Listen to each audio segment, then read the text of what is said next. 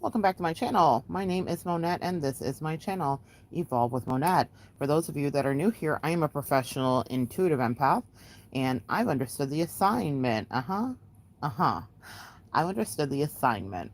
So let's get into the assignment. It is the title of the video today, Intimate Communion, Awakening Your Sexual Essence by Deida.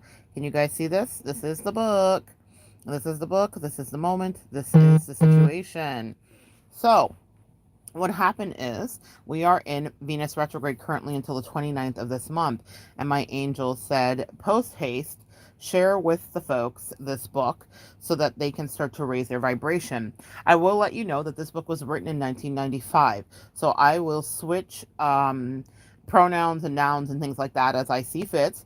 I will try to keep the integrity of the book obviously intact, but intimate union is not just between a woman and a man, as we know now. It can be between a myriad of genders and people and configurations, right? And so I will not spend a whole woke hour going down all of the pronouns, the nouns, and his, hers, hims, theirs, and all the rest of it. But you make it fit for you. If there are two humans involved in a sexual act, that is intimate communion. One of the things that my angels have tasked me to help some of you guys heal are some of the wounds that we have around sexuality, especially if we're coming off of that crazy twin flame journey where probably our sexuality wasn't honored, or someone dishonored us, or maybe they felt like we dishonored them. Fill in the blanks again. Make it work for you. So what they challenged me to do, and it is in fact a challenge, is to read a chapter of this book to you as I see fit before we leave retrograde.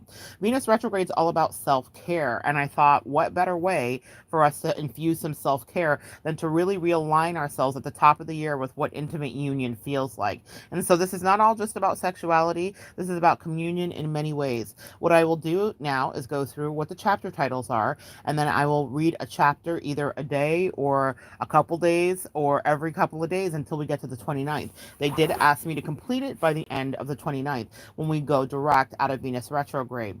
Venus retrograde will cause us to think about our exes and reflect on past situations, reflect on past lovers, reflect on past friendships, reflect on past intimate unions of all kind, not just sexual, platonic, completely family dynamics, even past co-workers. But if we are in supper, and that means supping, dining, spending time with anybody, we will have some level of intimate communion, even if it is devoid of sexuality completely. Again, what they said to me is that a lot of us need some healing around this energy. So this is a little bit of a kickback, put on your headphones or clean the house or take a shower or do you. But listen, and when something is supposed to catch you, it will. And if I have a point to make, they asked me to do that as well. And if you pop on here, because all of these will be done in a live stream, you can ask questions. And at the end, I will, of course, read them and answer to the best of my ability. This book is going to help heal, they said. And so let's get into the chapter introductions firstly, and then we'll get into the book itself. Let's see. Chapter introduction. So the table of contents. What is intimate communion? Untangling love would be chapter 2. Creating sexual polarity. Understanding your sexual essence. The 3 stages of intimacy. The search for love and freedom.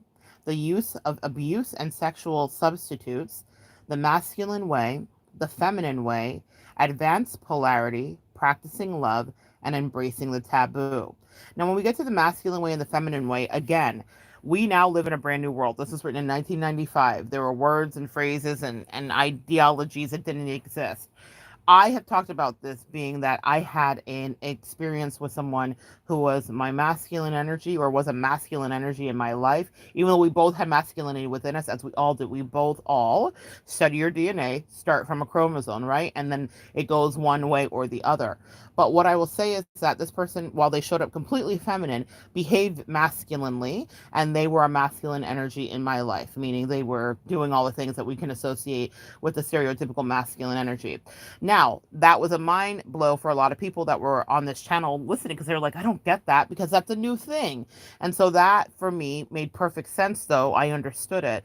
And especially if you're dealing with any members of the LGBTQIA, role changes and heteronormative stances, and there's a lot to say about this, and that's another video for another day. But there will be a way that we sort of ascribe ourselves to our feminine and masculine energy.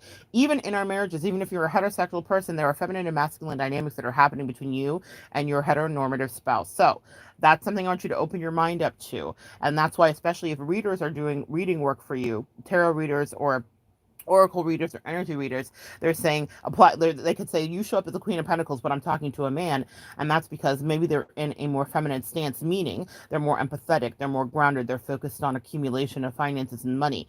And if we're saying you're about to start a business, get into your masculine energy. King of Wands, even though you're a woman, masculine energy acquires and goes after and creates financial outcomes. Not to say that women don't, but it's done in different ways. Okay, so understand that masculine, feminine energy and the way that that will be played and the way that maybe those dynamics have played out in your relationship. Let's begin. What is intimate communion? Chapter 1. Nipples, lips, warmth, and caress. It starts with two bodies entwined as one, moving like a sensitive snake of a tongue and fire, shivering up the spine and down the belly. Then mind gives way to flesh, and flesh gives way to love. The very surfaces of touch open out into the light of love. Mouth opens, body opens, mind opens, so wide and bright that you are gone in love. Your partner is gone in love, and love is all that remains. Isn't that beautiful, guys? Also, regarding the title, the reason that it's spelled that way is because YouTube can sometimes flag things that actually have sexual references in them or whatnot. So I didn't want any issues. I want us to be able to kind of do this work. And so that was what I was guided to do. As a woman, you have become all of his desire. As a man, you have become the spine of her surrender. And again, I'm going to say as a masculine or feminine energy, flip those for how that works for you. Grateful for your demise in light, the divine is alive in every lover's smile. This book is for men and women who are turned on by sex, love, and true spiritual ecstasy.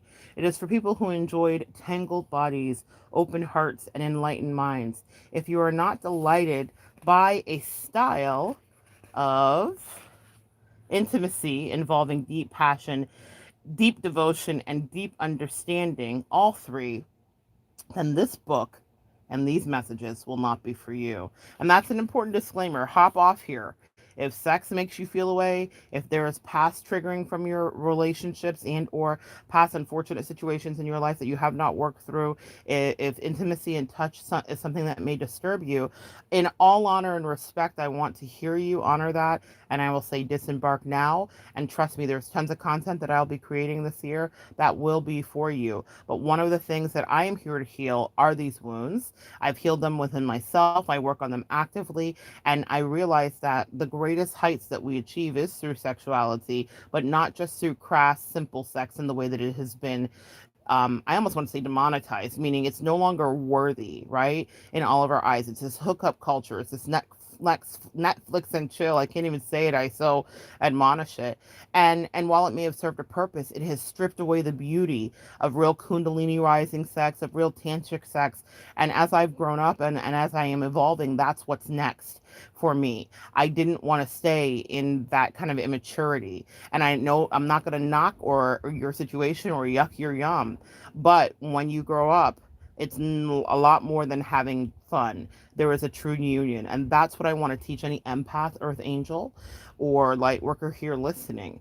When you start to heal some of your wounds, you will have to come into true communion with a partner. And sometimes some of our partnerships pass away because these people in our past were not willing to evolve with us in this way, and they couldn't even conceptualize it. They are very stuck there in that matrix of the simplicity of the Netflix and chill and the hookups and the triunes and all the rest of it. That is not for everybody. It certainly wasn't for me. And if it's not for you, then come with me on this journey and let's evolve together. When a man and a woman embrace each other, or a masculine and a feminine energy embrace each other without guarding themselves, without protecting themselves or holding back, then they naturally transmit to one another an ecstatic force of sexual energy, love, and oneness. At the beginning of many intimacies, this transmission is often body blissing, heart rendering, and mind blowing.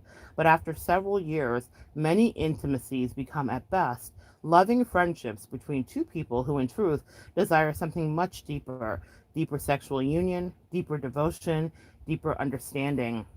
Many of us have experienced old style intimacies based on roles of male control and female giving, and have found such relationships to result in unhealthy dependence and pain.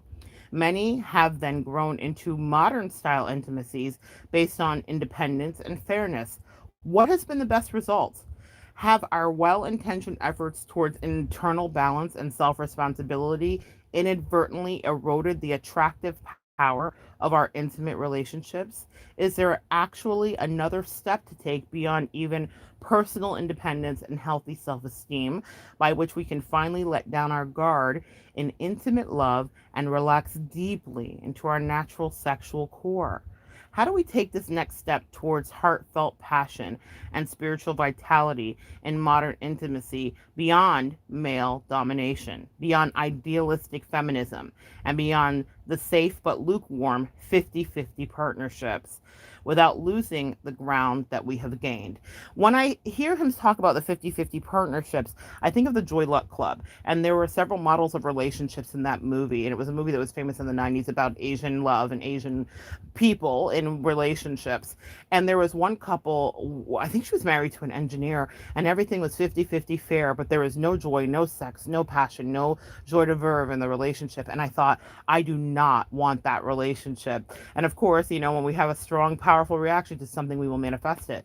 And in some ways, I did manifest it. And then I had to figure out how to fix it because I got my 50-50 and there was no passion. And that's not who I am. So be very careful about how, see, he makes some really good points here. We have the male dominant side of things, we have the we're equality feminism side of things, and then the 50-50. But is there another place that we can breach this? And yes, we can go beyond. So, um, after years of counseling, because this man is a counselor, so that a therapist, and conducting relationship workshops across the United States, it seems obvious to me, he says, that it's time for men and women to take the next step in their style of intimate relationship. This new style of intimacy would extend beyond old sex roles for men and women. It would also extend beyond the guarded sense of independence that often holds passionate sexual surrender at arm's length and prevents deep and vulnerable emotional opening in many modern relationships. This book describes how to make the transition to this next stage of relationship, which he calls intimate communion. All intimate relationships grow stage by stage through three major cycles of glorious passion and frustrating failure. And up until now, our culture has only been aware of the first two of these stages, so we haven't known what to do when we've grown beyond an imbalance of power in our intimacy and we've achieved a more balanced 50-50 relationship, often at the expense of deep sexual passion and spiritual aliveness, or so it seems. As we begin to take the next step into intimacy, empath, it's important that we know what to do when our relationship feels like it has come to a standstill, knowing when to leave a relationship and when to lean into. Sometimes difficult process of the intimate growth is a key to practicing intimate communion. Learning how to navigate through each crisis and knowing where you are going allows you to consciously progress through each stage of intimacy into a deeper and deeper giving and receiving of sex, love, and spirit beyond 50-50. Many people today believe in a myth that says that intimate happiness is attained through a 50-50 ideal of equality based on a notion of sameness between men and women. Belief in this myth of the 50-50 partnership is one of the major reasons that men and women have become unable to cultivate and deepen sexual, emotional, and spiritual union and intimacy. As many of us have discovered, when we focus on dividing the pie equally, our intimate embrace almost becomes, and more often becomes, more like a business handshake than a delicious swoon that dissolves into two lovers into a single heart of desire. Now, y'all, I am a romantic through and through with a Leo sun, so this is my jam. I love love, And in the work that I have done, I have been teaching a lot of people to be in that intimate swoon. And I would push away relationships where I felt like I couldn't attain that, because I'm always seeking to push to the next level and the next threshold. The scientists did experiments on themselves.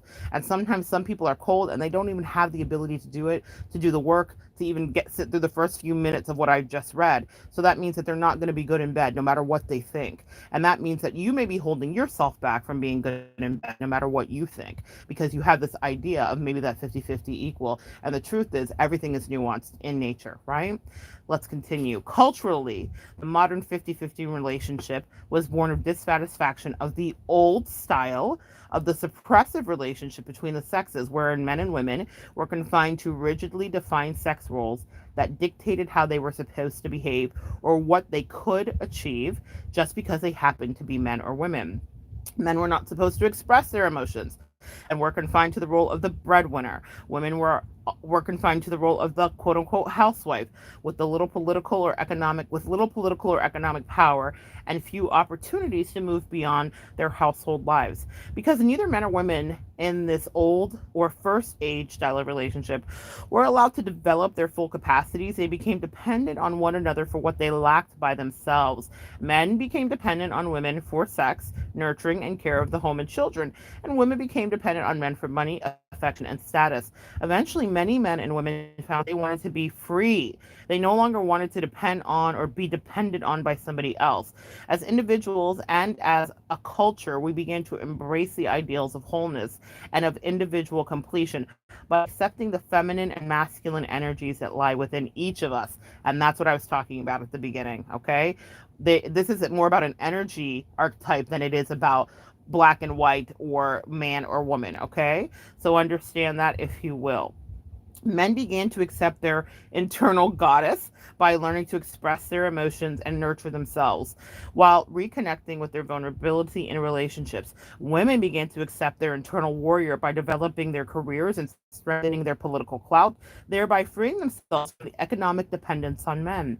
Intimate relationships between men and women evolved from first stage dependence relationships to second stage relationships based on the modern ideal of of two independent people, whole unto themselves, coming together as equals, and evenly splitting the responsibilities of the household, finances, and child rearing. I call this the second stage of intimacy in the 50-50 relationship, says David Deida, the author of the book. Nobody would disagree that the 50-50 relationship is a positive step towards liberation from the dependence-inducing gender roles of the first stage. The trouble is, many modern women have had to cloak their unique and natural expression of feminine radiance in order to succeed in today's more masculine-oriented economy.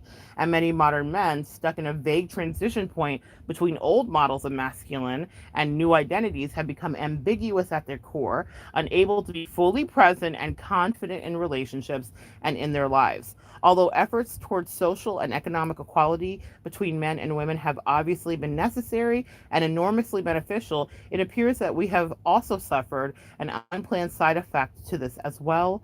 And even though it was a well-intentioned movement, men and women have inadvertently become more and more sexually neutralized, unable to give each other what they really want in intimacy. We are restraining the fullness of the masculine and the feminine forces that lie within each of us. Rather than celebrating the attractive differences between the masculine and the feminine qualities in each of us, we often bring intimates together in the first place. Some people have begun to deny that there is even a difference.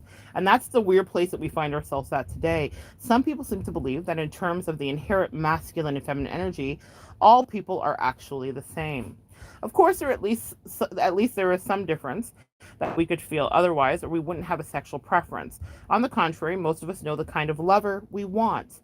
Regardless of whether we are heterosexual, homosexual, or bisexual, most of us have a preference for either a more masculine lover or a more feminine lover. While fully supporting, and let me stop there. The Kinsey scale of sexuality is something to reference here regarding what you're attracted to. So it means that some of us are attracted to emo guys. And it means that when I dated as a bisexual women, that I was attracted to more masculine energies. Even though I did enjoy a very beautiful woman from time to time, the partners that I found myself partnering for a long time with had more masculine energies, as I saw myself as a more feminine energy, which is interesting because I very much was able to tap very much of my masculine energy with the right people and under the right circumstances. However, I knew what I leaned towards. The Kinsey scale. Kinsey was a scientist that really studied sexuality, and I believe it was the 70s, 60s, and 70s. And he talks about the scale is that we all, to some level or degree, have alternate sexualities that reside within our personality. Some of us are very, very straight. Some of us are more middling to gay. Some of us are absolutely gay. And anyway, something to study and go check into if you're curious about what fits you. But even if you're not, just think about what you've been attracted to. Do you like a super alpha guy? Do you like a really dominant alpha female? Think about what you're into, from whether you're a male or a woman listening today. Think about what you're into, because we all have a thing that we prefer. We all have something that we kind of lean into, right? So let me go back. While fully supporting social, financial, and political equality, men and women, as a personal consultant and an educator, I also want to acknowledge that some of the major compliments men and women have about each other is regarding their intimacy. Women are complaining, some of the major complaints, rather. Women are complaining that men are becoming weaker, less committed in intimacy, and seemingly lost in their lives. In short, women often ask me, why are men such wimps these days? So here we go. So if we're attracted to that emo, we made them this way, or this was a construct that happened as we devolved in society to try to find that equality, right? Men are complaining that women are becoming hardened and more resistive and sharply independent, to the point that they're no longer very attractive to the men. In short, men often ask me, why are women becoming such ball busters these days? That's what this guy says he got in his therapy. And again, 1995, keep it in mind. Modern men and women have discovered that equality by itself does not make for passionate and growing relationships. So where do we go from here? Surely we don't want to return to the painful, regressive dependence relationships of the first stage. But if we're dissatisfied with the safe but lukewarm independence typically associated with the second stage of 50-50 relationships, and we're also dissatisfied with the first stage based on inequality of the sexual roles, where else can we go? Intimate communion, the style of relationship described by this book, is an entirely different style of relationship from either dependence or 50-50 relationships. Intimate communion is not about the old style of sex roles, nor is it about the modern ideal of fairness, wherein the essential strengths of the masculine and feminine forces are often denied, along with the attractive differences between them. Intimate communion is about opening our hearts and giving the unique gifts that lie deep in our sexual, emotional, and spiritual core. However, in the name of economic security and emotional safety, many of us have developed a shell of protection, an exoskeleton that hides our native gifts, for fear of becoming too vulnerable or dependent. Many of us have lost our trust for natural feminine style of gifting, preferring a more aggressive or independent stance in the world. For fear of becoming too macho and insensitive, many of us have lost our trust in our natural masculine style of gifting, and in doing so, we've lost our touch with our real direction in life and are afraid to take a strong stand in our intimacies and in the world. After interviewing thousands of men and women about their true desires in an intimate relationship, David says he must report that when most men and women achieve a 50-50 relationship, they find they want a partner who expresses a more feminine radiance or a masculine presence in intimacies. These interviews reveal that men and women are filled with wild and beautiful masculine and feminine gifts that they're afraid to share, and also reluctant to fully express their own real desires in intimacy, sexual, emotional, and spiritual desires. To grow through the three stages of intimacy, we must come to terms with our deepest desire to give and receive our sexual, emotional, and spiritual gifts. We may find that we are hiding some of our real desires, thinking that they are unfair or taboo. Before we can learn to give and receive our deepest gifts, whether gently or wildly, we must understand why we often confine our loving and how we can liberate the mysterious force of love that lies yearning in our hearts. I think this is such a beautiful point made, we are hiding ourselves in so many ways and not really discussing what we want, and we're withholding, and it's because we're scared. So that has really created this Netflix and chill culture, and none of us are happy there. Many of us are not happy there. I am sure that there are a few that would say, no, no, no, Mona, I'm happy. I love what I'm doing. But if you're an empath on this channel, that does not fulfill you. Now, my empaths, I don't want us to get lost in limerence, which is when we're in love with someone who is not in love with us, unrequited love, all the things that we can do when we've had earlier wounding from narcissistic parents and injuries. That's a whole nother kettle of fish for another day. I want us to have real intimacy and love that we can experience, where we can let ourselves be free and we can play. And this is something that so many people are terrified of. So let's go deeper. Intimate communion. What is the ultimate pleasure and intimacy that men and women seek, no matter what your sexuality? Where is it to be found once and for all? As many of us have already discovered, it is not finally to be found in any specific person we can quote unquote own, acquire, or who we can depend on. Neither is it to be found in a carefully arranged 50-50 relationship with a safe man or woman. Rather, it is to be found in the process of open hearted surrender, of being overwhelmed in love. This is a secret that all passionate lovers know. In a moment of true ecstasy, we die to ourselves in love. This is why the orgasm is called the little death, right? Because it truly, when you lose yourself in a great orgasm or a passionate moment, you die to yourself. Your ego dies. You are completely unaware. You no longer care about what anyone thinks about you, even what they think about you. You are lost, caught up in the rapture of love. That's what that means. That's literally a song about an orgasm. There are so many. Maybe I'll detail some for us here so that you can understand. You've been singing about it, thinking about it, but maybe not fully allowing yourself to experiencing it. This surrender itself is our sweetest pleasure. Surrender of self into love is the basis of intimate communion. So many of us are terrified of that. And I know that I've had partnerships in my life where I saw that people were scared of it. I kind of prided myself on bringing people, especially that were dabbling more in masculine energies when I was dealing with women, into their femininity. And I did have some great successes with some of the women that I dated that presented like men, okay, that had a more masculine energy. And I'm talking about the ones that were like hardcore, like what you would call studs or dominant men, or dominant lesbians, excuse me. And it's something that everybody needs, but you have to create safety. And for whatever reason, this is just something I've always understood. It can happen, and it can be better than good.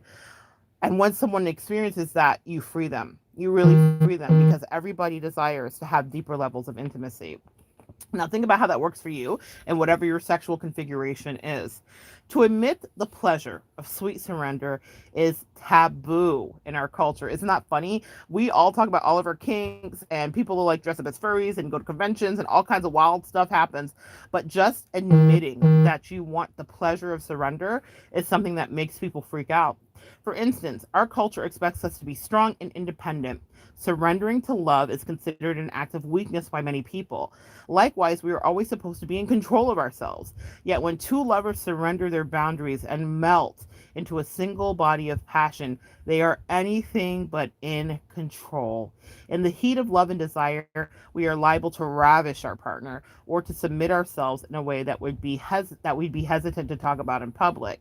Most of us have blissfully let go of our boundaries to some degree during orgasm or in the delicious ecstasy of emotional surrender and love. In order to explore the fullness of intimate communion, we must be willing to embrace the taboos of extreme pleasure, which our society would rather us not discuss. Man, I grew up in a world that was so puritanical, and here I am, this black girl that is bisexual and very sexually free, and I was always pushing boundaries. I remember having a Pentecostal woman at a sleepover. It was a sleep-in with all girls, and she was talking about sex, and I was pushing the boundaries, talking about sexuality. She was so uncomfortable. And especially in American society, we're quite puritanical, and we're taught to not address these things. And I wasn't like trying to like sleep with everybody at the party, but I was asking real questions about sex that she was clearly trying to gloss over. And I realized, like, oh, this is kind of like my thing in life. I'm supposed to do and push people's boundaries and make them uncomfortable, but also it's to liberate. I'm not just pushing people to make them uncomfortable. It's so that we can be great. So this is something that I think is so pertinent. When I read this, I was like, yeah, this is something that we are resistant about in public. And I think that's why my angels gave me this assignment. Most of us have blissfully Okay, blah, blah, blah, blah. Okay. Okay, we must be willing to embrace the taboos of extreme pleasure, which our society would rather us not discuss. Even though most of us have a line that we don't want anyone to cross, we must be willing to explore the deepest hidden masculine and feminine desires for surrender in our heart. If you are willing to give your true gift and express your true desires, you can create perfect intimacy moment by moment. This kind of intimacy is something you do, not something you have. It is an ongoing practice of sexual union, emotional openness, and spiritual trust. It is a practice of love. This is one way intimate communion differs from the psychological techniques offered by most relationship books that deal with our inner child or with finally getting the love we always wanted from our parents. Rather than looking at how our past has resulted in the present state of our intimacy, the practice of intimate communion involves consciously practicing a new style of intimacy in this present moment, thus making the past obsolete. I love that for us, guys. Because, yes, I did predicate this by saying that we have love styles that are informed by abuse, unfortunately. If you're on this channel, it is a fact for you. By neglect in relationships, by actual SA and abuse that happened to us, we protect ourselves. We have pattered our bodies. We have rejected people. We have maybe been promiscuous and outright acted out with our sexualities. There are all kinds of ways that people cope regarding SA abuse, regarding that and assault and various things of that nature. But here's what I love about intimate communion is that it makes the past obsolete. We cannot really get into the depths of intimacy and communion with another person if we're always acting off of our past triggers and protecting ourselves, because that Netflix and chill energy is all about that exoskeleton hard shell outside protection. I don't want someone to get too close to me, but I desperately crave touch. I desperately crave sex. I desperately crave intimacy and communion. We all want this, but we have to pretend that it's just a casual thing. We have to pretend that we don't have feelings, and that is not a truth that any empath can live in and not be really honoring themselves. Let's continue.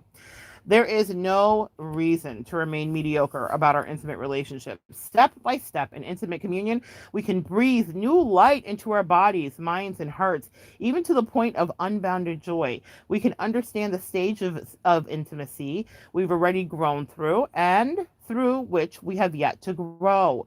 We can honor and find humor in the attractive and potentially frustrating differences between the masculine and feminine ways of loving, and we can embrace the taboos of love that we secretly desire, so that the depth of our ecstasy and union is no longer limited by the shoulds and the shouldn'ts of our time.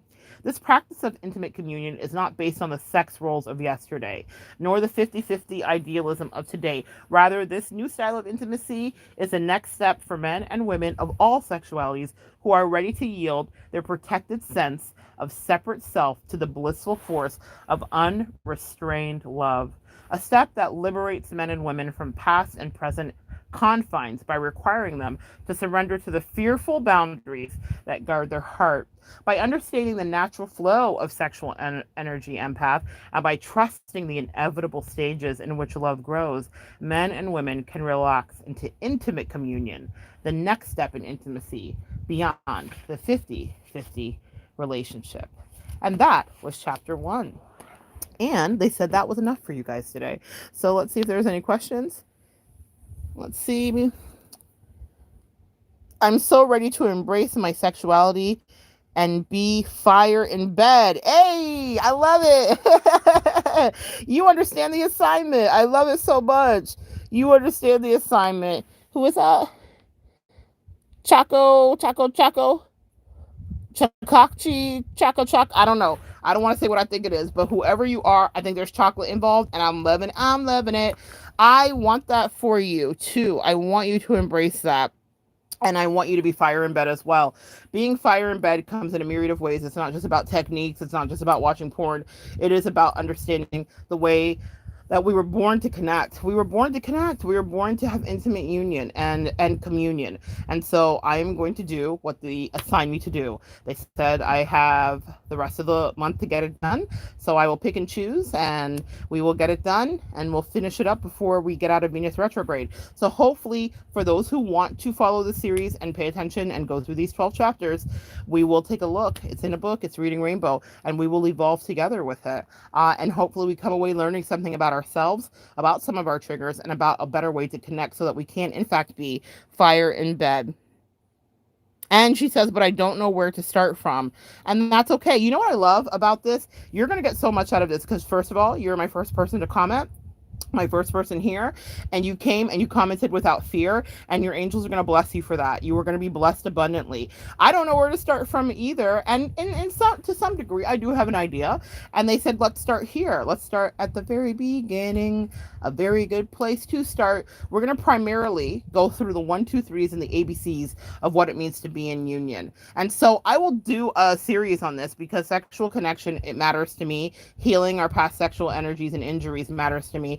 But moving forward and being happy and fulfilled with our sexual partners and with ourselves matters even more to me. And that is emotional and spiritual health when you're in balance that way. So come back and join me next time that we are dealing with chapter 2 of Intimate Communion, Awakening Your Sexual Essence by Deida.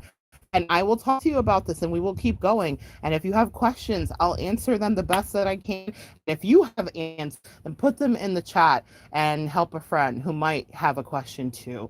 I love you guys. And here we begin our journey. This is so exciting. Come back and join me next time and we will continue to evolve together.